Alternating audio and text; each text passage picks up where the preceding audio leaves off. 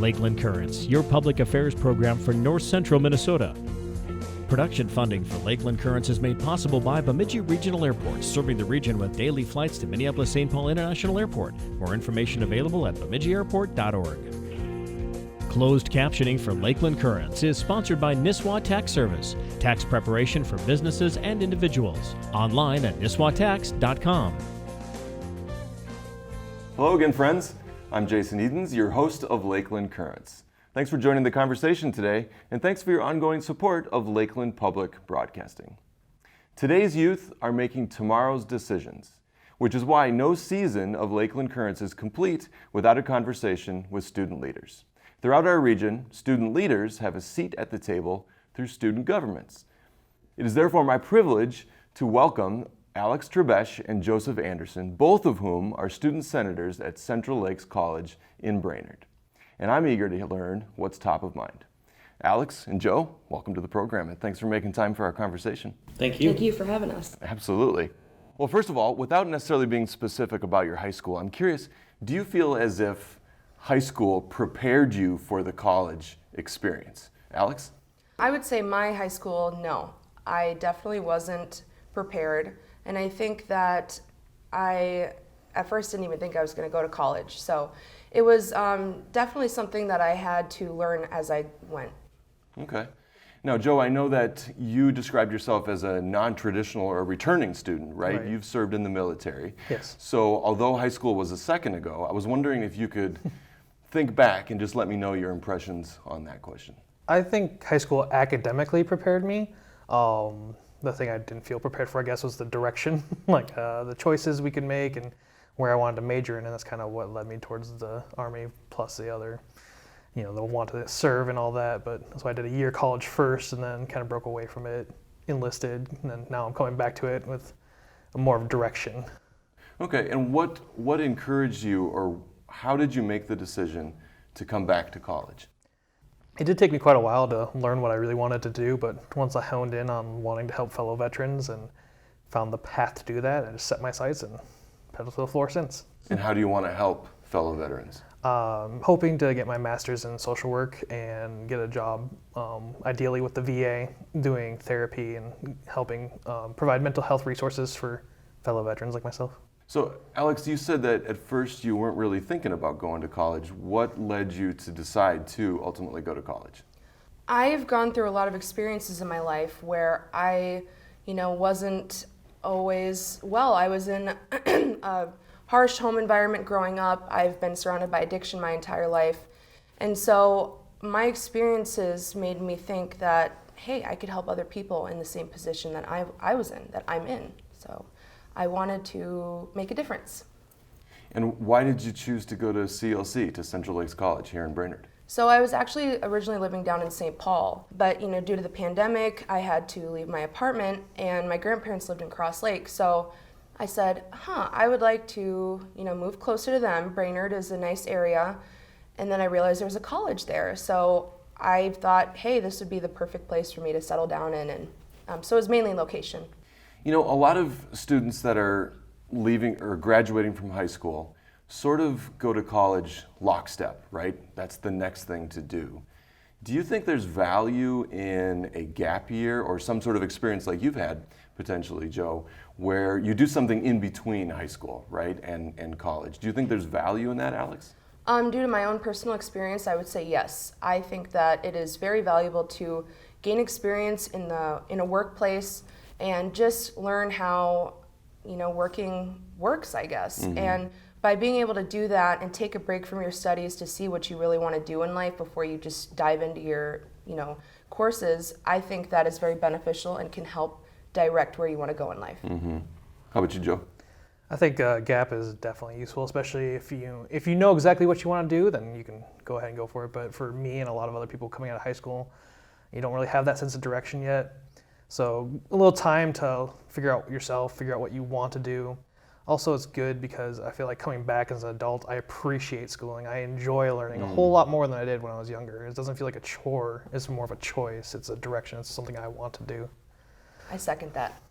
So you want to help other veterans as as a clinical social worker, correct? Yes. What was it about CLC that attracted you to its programs? Why did you choose CLC? A lot of it was just, it was local. I'd been there before. That's where I went before the Army, and I know there's good staff there. I appreciate the smaller atmosphere, the smaller classes where you can get that one-on-one time with your teachers and really get to know your peers, and that's about it. Well, to what extent does college affordability affect your decision? Or you can even speak on behalf of your peers or fellow students.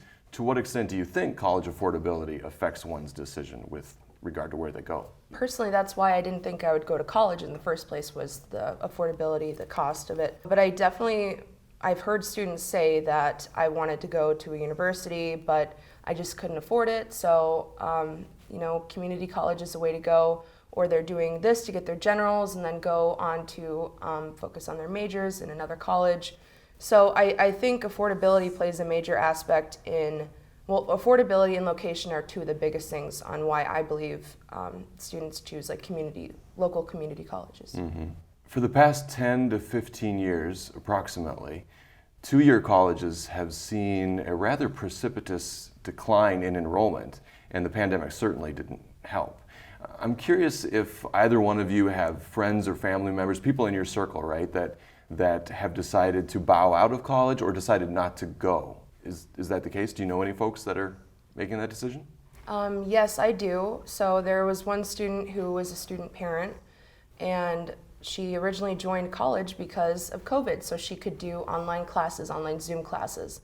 And once classes started becoming in person, she was worried, how am I going to be able to watch my kids while my husband's at work and attend classes in person? And so that wasn't an ideal situation for her, and she just wasn't able to continue. Do you think anything would bring her back? What would the college need to do in order to encourage her to come back to school? I would think be more accommodating to student parents and allow more, I would say, grace as well, because when you have children, your life is kind of all over the place. Is that right, Joe? It is, for sure.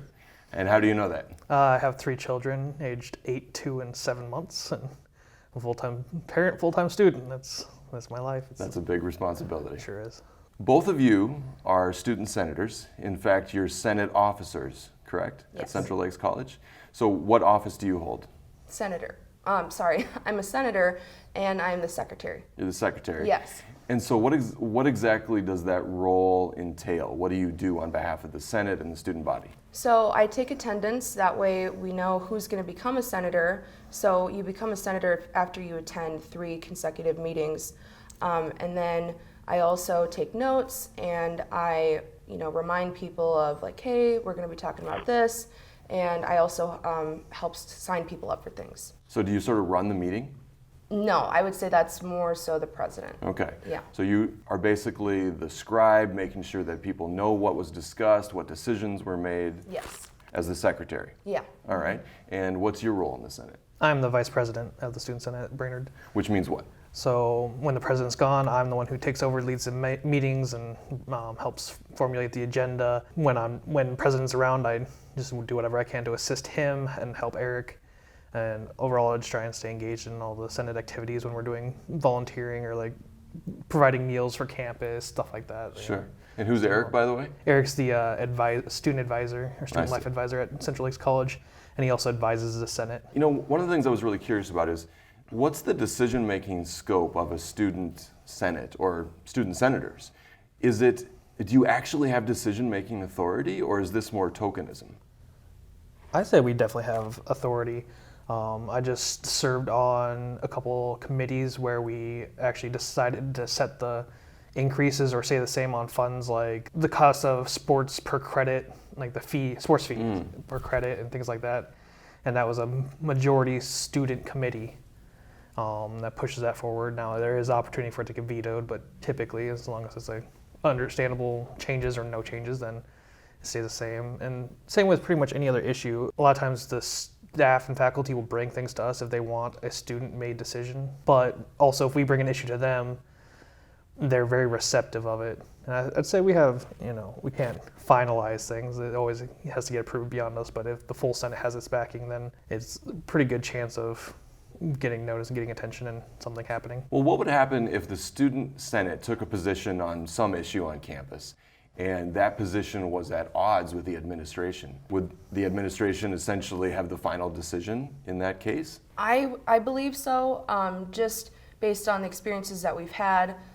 For example, we were on the pandemic planning committee as well, a lot of the senator officers. We wanted to put information on the pandemic on the D2L homepage, which is the online learning website for us. And due to it being so highly regulated, we weren't able to get that successfully done. Even though we were able to raise it, they just want to make sure that doesn't get crowded, and that students are there to learn as well and have their school information there. So that was one example of how they were able to kind of make the final decision. So that was actually an instance where the Student Senate had sort of one position, was advocating for one thing, and the administration wasn't necessarily able to accommodate. Am I hearing that correctly? Yes, we did have some staff members who were very into the idea, but in the end, it's just the higher ups that make the final decision. Now, you said something just a moment ago, Alex, that was really interesting to me. You said that you become a student senator by showing up 3 times. Yes. So student senators are actually not elected. So the officers are elected, but senators are not. Correct. Yeah, so the senators, once you become a senator, you have the opportunity to vote on things and have more of a voice. Whereas there are some people who show up 1 or 2 times and then they think it's not for them, or they just have conflicting schedules.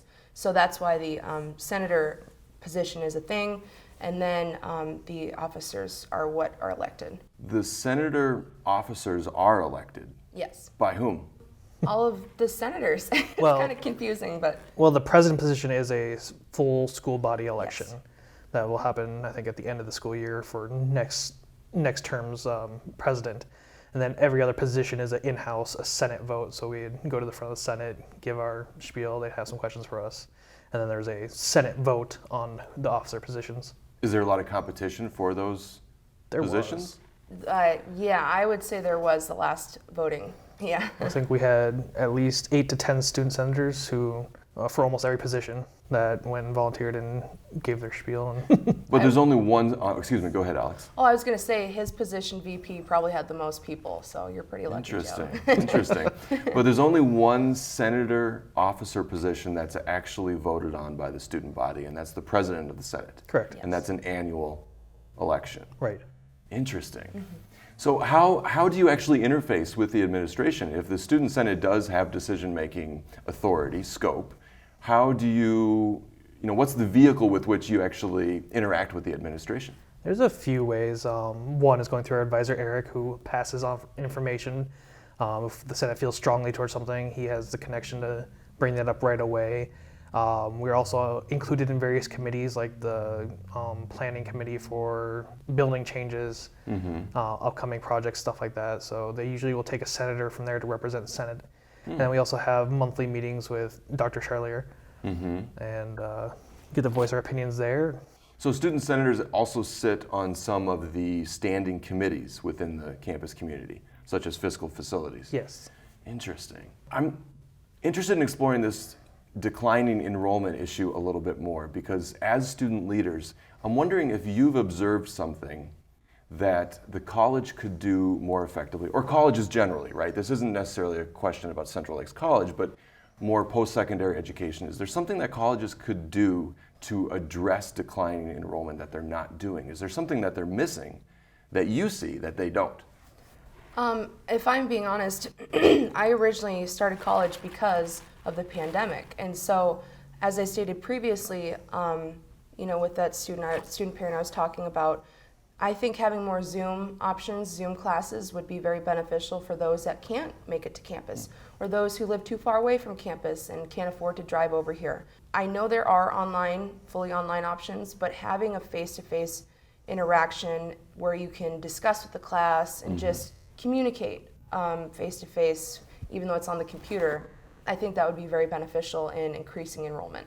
I just want to follow up on that a little bit. So you're saying, when you say online education, you're referring specifically to real-time Zoom interaction, where the class is live, and you're able to have that interaction, as opposed to exclusively online classes where there's not necessarily that real-time interaction. Yeah, I think it would be nice to have, both options for those who fit, who think they, can handle the just online, and then those who think they can handle the Zoom option as well. So just giving more accommodation to those who can't make it. And Alex, you believe that that might actually help address declining enrollment because more people in a broader geographic footprint would be able to be a part of the college? Yes, I think so.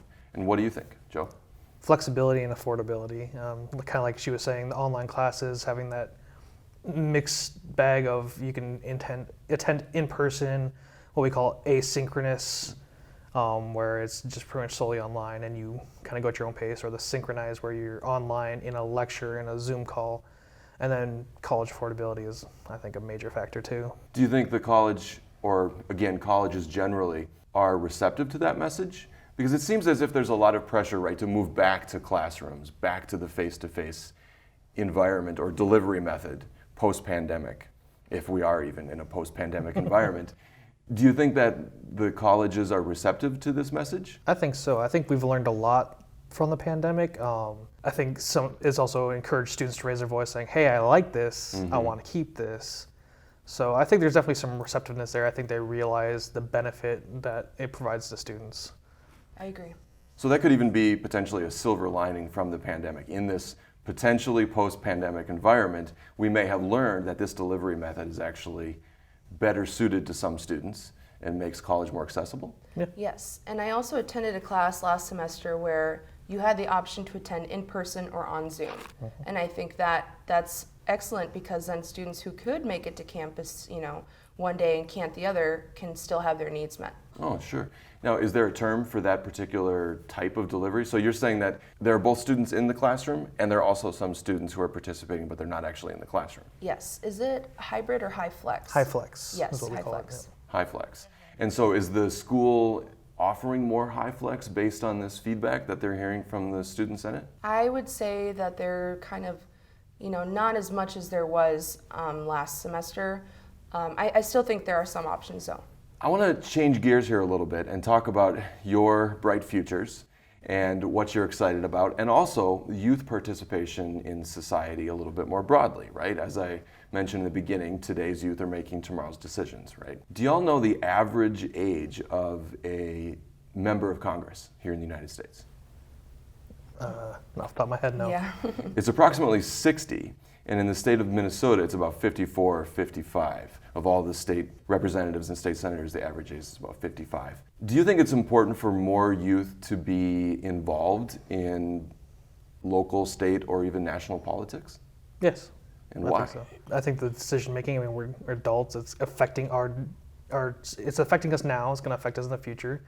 We should have a say, we should want to be represented, for our generations. And so we have just as much to offer as at our, maybe a little bit younger, but we still have as much to offer as anyone else, insight-wise. And I think we should be part of shaping our own future. Well said. Yeah, I would also say that, unfortunately, I think a lot of people are stuck in their ways as well and are unwilling to change, and that's why I think people of a different generation getting into office would be excellent because we have a different perspective on the things that are going on currently. What can we do to encourage more participation, right? So you both agree that there should be more youth participation in our political process. What needs to be done in order to encourage that or change that average age, right? Because if 60 is the average, then there are obviously a lot of folks who have been potentially in Congress for quite some time. What needs to change? How do we get more people? Definitely probably bringing someone into the colleges and stuff, people who are going into politics or even government classes. For example, you could have someone from Congress come in and speak, or House of Representative member, and just have them kind of explain things to them, and if it's something that interests a student, then that's something they'll want to probably pursue. Just probably bringing it more into the schools and informing students more on that, because I'm sure I don't know how to run, and so I'm sure that there are other students, plenty others, that don't know how as well. Interesting. So that's really insightful because you're basically saying it's just the mechanics of getting involved. You don't really fully understand, and I'm just trying to paraphrase here, you don't necessarily fully understand the pathway to get involved in politics. Is that correct? Yeah, I personally don't, and I think there's a lot of others that don't as well. Interesting. What would you add to this, Joe? What do you think we need to do in order to get more youth involved in? I think we really just need some trailblazers who go out and show that, hey, even though you're younger, you can do this. This is not, the standard of 60-year-old average age is not necessarily the standard we have to keep. Mm-hmm. It's something we can do as, a younger generation. We have that ability. And also, I'd say there's a pretty good outlook. So looking at our Student Senate, we have a lot of post-secondary students, as in high schoolers who are attending college. And a large number of our senators are post-secondary, which I think is encouraging. Oh, interesting. A bunch of 16 to 17, 18-year-olds who are, not fully adults yet, some of them, and already interested in getting in the governing process. So I think that's kind of an encouraging aspect of this conversation too. So PSEO students, post-secondary enrollment option students, Yes. can also be student senators at Central Lakes College. Correct. Oh, interesting. Our president is actually Yes. PSEO Oh, is that student. right? Yes. So do you feel like your experience in student governance at Central Lakes College would empower you to get involved with broader political conversations? Yes. Alex and I have both worked with the organization Lead MN, or Lead Minnesota, and through that we've gotten to do some advocacy where we worked with state Congress, and she actually got to go to DC and meet with some national level administration. And so we've gotten involved in that process, kind of learning how Lead MN backs certain bills, so we kind of learned the process of that and how to get involved as advocates, and I think that's a good segue into governance. Interesting. Is Lead MN an organization for student leaders, student senators? Yes, so it's an organization for 2-year college students in student government and leadership, yes.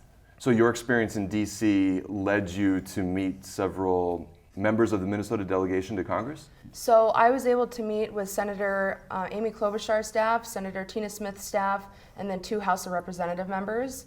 And I was also able to meet with the Department of Education. Oh, fantastic. Yeah. So Alex, tell us what you want to do after graduating from Central Lakes College, because you'll be graduating this spring or summer, is that right? I'm going to graduate this summer, yes. Fantastic. Well, congratulations in advance. Thank you. What do you hope to do next? I definitely hope to go on to finish and get my bachelor's degree in psychology. But now that I've gotten involved with student government, I know that advocacy is something that's going to be in my future. Something that I have such a strong passion for and that I want to continue. So both going on to get my degree, advocacy, and then eventually become a counselor. So I don't want to make any assumptions here, but I think both of you are Generation Z, Gen Z, or Zoomers. I'm not sure if that's your case or not, Joe, but A millennial. millennial, okay. Well, in either case, what do you think is not well understood about your generation? In other words, at Central Lakes College or any college, what, again, is the college sort of missing about your generation? How are they not adapting to each generation as they arrive at the school? That's a tough question. Yeah, that is a tough question. Well, we recently had a conversation that we don't really feel like enough controversial topics are being discussed. And I think being able to talk about stuff like that teaches students, how to properly discuss things with people and to, meet halfway or try and overlook differences, etc. So like the pandemic or, what's happening in Ukraine, those are big conversations. And I think only certain classes are having those discussions. But, we do have things called Cultural Thursdays. So the college is definitely trying, but I think we could have more conversations for sure. Interesting.